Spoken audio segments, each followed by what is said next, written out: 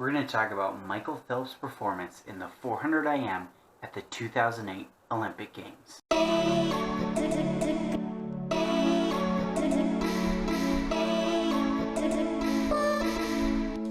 At the 2002 U.S. Nationals, a 17-year-old Michael Phelps broke Tom Dolan's long-standing world record in the 400 IM.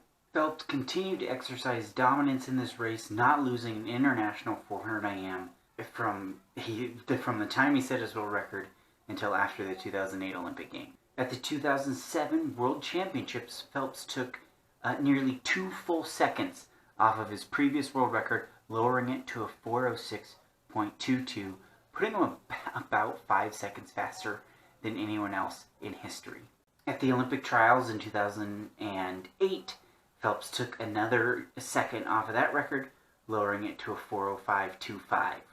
But Phelps did have some competition from Lochte, but it seemed like the 400 IM was Phelps to lose heading into the 2008 Olympic Games. And it's also important to note that the 400 IM was the first individual event on Phelps' schedule at the 2008 Olympic Games, so it began his quest to win 8 gold medals in one Olympic Games.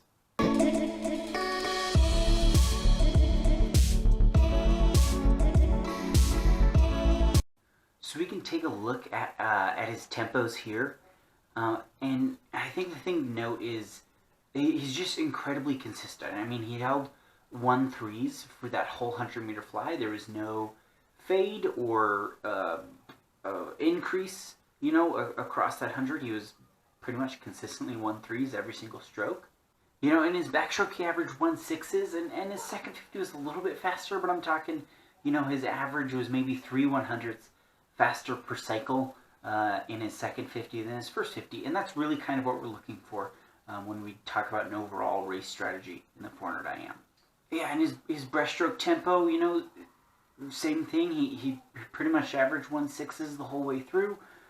He picked it up a little bit in the last 25, but not statistically a huge improvement in tempo. And then he maintained a 1.6 tempo in his freestyle, but I think it's important to note, driven by an incredibly powerful freestyle kick behind him.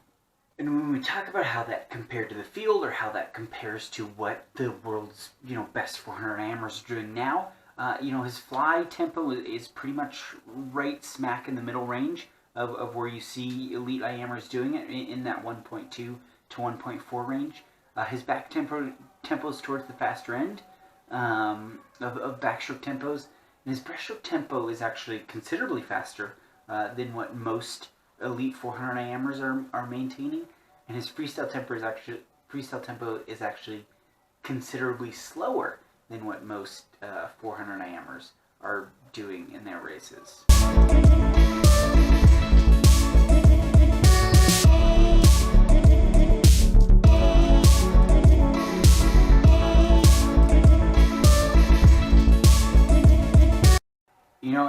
And we can take a look at his stroke counts here.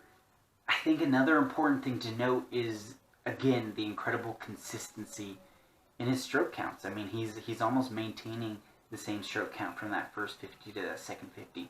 We're not seeing a huge fade.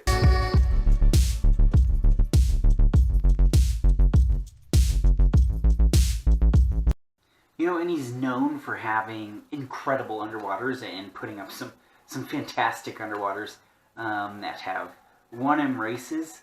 And in this 400 IM, we just see consistently great underwaters in every turn. There's nothing amazing. He's not blowing 15 meters every wall. He's just hitting every underwater and really, overall fitting it into his race strategy, managing his energy by having a great underwater, but not putting too much emphasis on an underwater in a race that's as aerobically taxing and long as a 400 IM.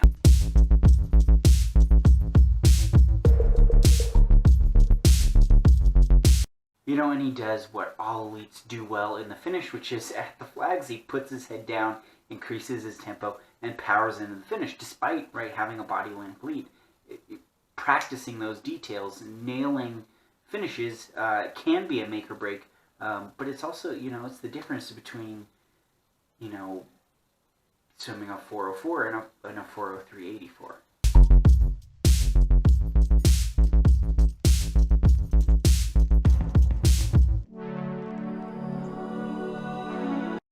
and we can take a look at his racing strategy.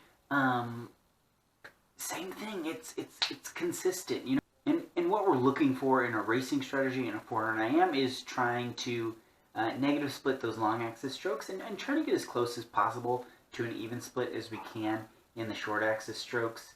But you know, it's really just right trying to be consistent, trying to find some increase in speed and power as we transition from one stroke to the next. You know, he's obviously a world-class 100 and 200 flyer. He won both the golds in those races at this games, but he also won both the golds in those races at the last games as well. And not a lot of people know he's also a world-class backstroker. You know, he made the team in the 200 back in 04, but turned down a spot to take on the 200 free. And so, you know, he certainly had the potential to be out faster, to be out more aggressive, and to really put some distance on Laszlo, Che, and Ryan Lochte in the front half of that race. But he stuck to his race strategy to make sure that he could execute the race the way he needed to. And we know he could have been more aggressive in that front half because he's such a great butterfly and backstroker, but he wasn't. He stuck to his race strategy to make sure that he can execute in the ways that he needed to execute, which was have a great breaststroke. He knew Lochte would be hunting him down in the breaststroke, and then really lay down the hammer on the freestyle, and that's what he did. That's where he blew away Che and Lochte, was hammering that last freestyle leg, dropping a 56, which, you know, it stands alone in terms of freestyle splits in long course meter for the 400 IM.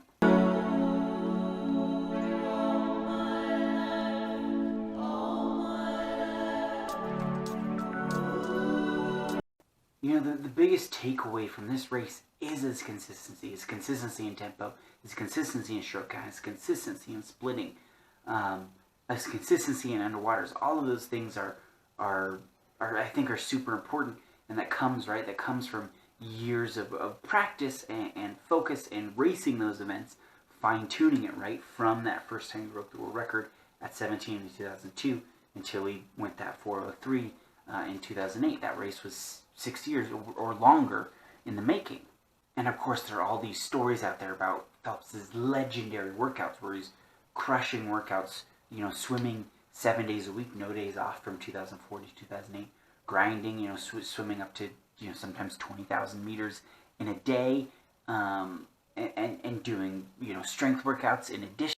But all that practice wasn't just working for working hard's sake. It was measured, deep, focused practice. He was identifying his weaknesses and working on them. He was looking back at his races, looking back at those 400 IMs that he swum, figuring out what went well, what didn't go well, and how he can make it better.